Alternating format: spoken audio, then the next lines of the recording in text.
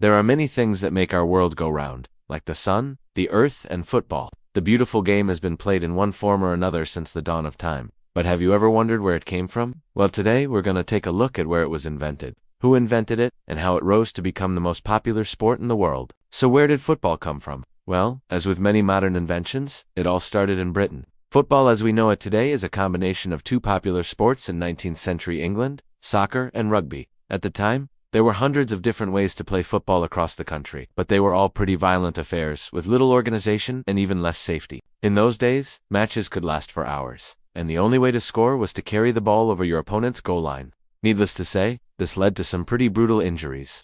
In 1823, the first recorded official football match took place between two English public schools, Eton and Harrow. It was during this time that many of the basic rules of the game were established, including the now archaic rule that players could only use their feet to move the ball. That's right, using your hands was actually a penalty in those days. Rugby football broke away from this in 1845 when a player, well, not exactly sure how the story goes. Some say it was a runaway pigskin, while others claim it was a disgruntled footballer fed up with being called a soccer player. Anyway, someone picked up the ball and ran with it, and thus rugby was born. Back to the beautiful game. Overcrowding and violence still plagued football pitches throughout the mid-19th century. But in 1863, the Football Association, now known as FIFA, was founded with the aim of creating some order in the beautiful chaos of football. They set about standardizing the rules of the game and creating a league system which would eventually spread across the globe. It wasn't long before the world had fallen in love with football, but which countries took to the game more than others? And why? Well, aside from Britain, the first country to fully embrace the game was Belgium.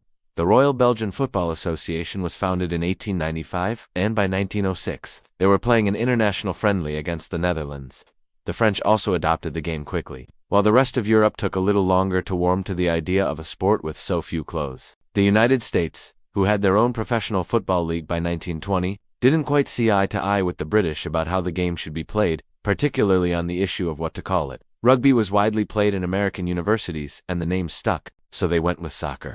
Despite its somewhat derogatory origins, Americans embraced the term, and even today it's the preferred name of the sport in the USA. But what about the rest of the world? Well, football's global popularity can largely be attributed to one man, FIFA. Originally named the International Federation of Football Associations, FIFA's role in the early 20th century was to organize international tournaments. But it was the introduction of the World Cup in 1930 that truly showed the world the potential of the beautiful game. At first, only a handful of teams competed in the tournament, but as the decades rolled by, more and more countries wanted a piece of the action. Today, over 200 national football teams are affiliated to FIFA, and every 4 years the world stops to watch the best of them battle it out for the coveted trophy. And here we are today, watching the beautiful game played by millions across the world. But what do you think? Did we miss anything out?